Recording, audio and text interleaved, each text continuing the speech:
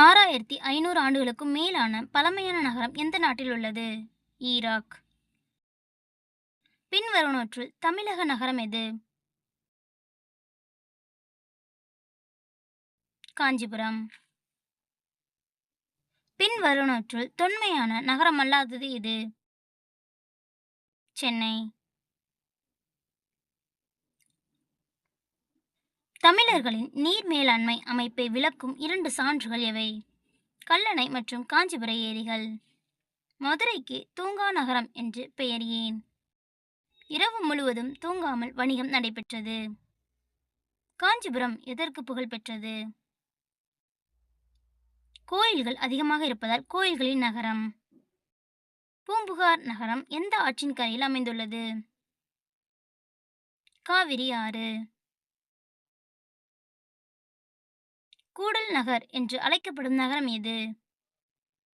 மதுரை.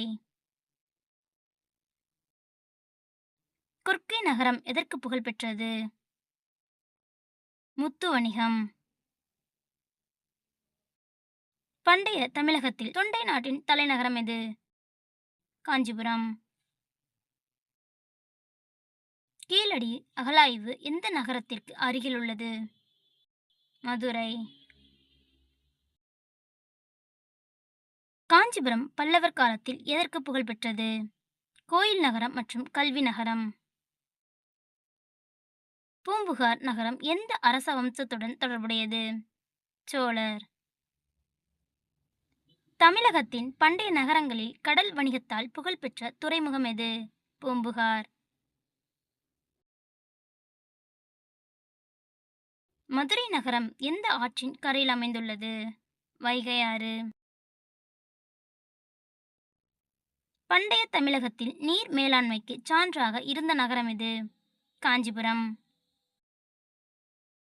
ரோமானியர்களுடன் வணிகம் செய்த தமிழக துறைமுகம் எது? பூம்புகார். பண்டைய தமிழ் இலக்கியத்தில் காவிரி பூம்பட்டினம் என்று குறிப்பிடப்படும் நகரம் எது? பூம்புகார்.